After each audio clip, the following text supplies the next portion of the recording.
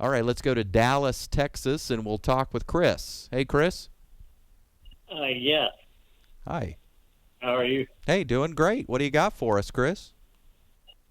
Uh, Too many preachers preach easy believism, Uh-huh. and Jesus himself said we're supposed to repent.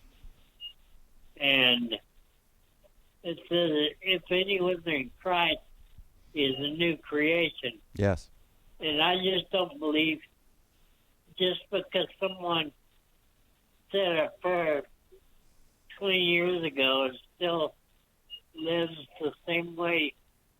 I just don't believe Jesus died for that. Okay.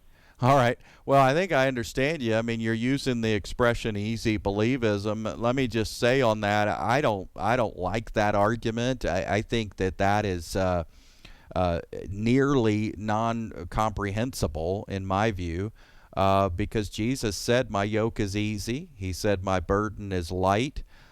He said, "The work of the Father is that you believe." So we got to be careful. We're running around planet Earth here criticizing what we call easy believism, and then 5 minutes later, we're saying his yoke is easy, quoting Jesus. We're saying his burden is light, and then we're saying whosoever believes is saved.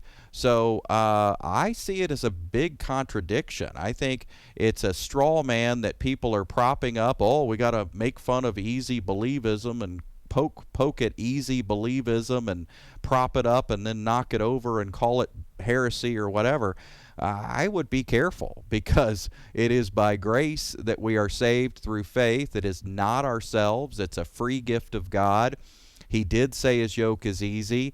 He did say whosoever calls upon the name of the Lord. So now we're poking at a sinner's prayer, and yet he says whosoever calls upon the name of the Lord. I mean, I get it that there's no 25 words that we just magically recite and there's a miracle because of that. No, it's the intention of the heart. Someone really has to call upon the Lord and mean it, desire it. They're not just reading words like an actor in a Hollywood movie. But if they do mean it and do desire Jesus and really are opening the door of their lives, then it's not your 38 years of fine living that saves you. I mean, that's the heresy. That would be works-based salvation, and we know that's not true. It's not of yourself, so that no one can boast. So, I think it is easy believism. I'm just going to throw that back on you, my friend. The term is not in the Bible, so I don't think we need to deny it or assert it. But when you say, how hard is it to be saved? Well, you check your ego at the door. You decide that it's easy because Jesus made it easy. You decide that it's free because Jesus paid for it. You decide you can't earn it. So therefore, it's not difficult to earn. It's impossible to earn. You've got to take it and receive it in the easy way. And how do you receive it? By believing it. So is it easy and is it believing? Yes, it is. So I think it's dangerous to not consider that and then to have us get on our high horses and talk about how important it is to continually live a good life. Man, that may be important, but I certainly wouldn't want to mix it with the salvation conversation. Imagine sitting on a park bench sharing the gospel with somebody, and right before they receive Christ say, now make sure now that you do live a really good life over the next 30 years, because that is key here. Well, no, it's not key. It's not key at all.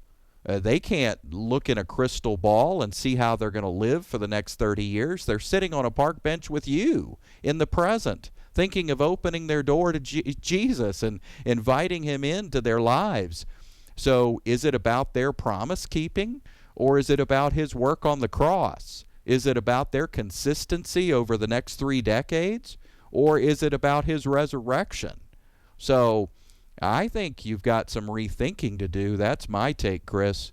I hope that helps. Reach out to us again anytime.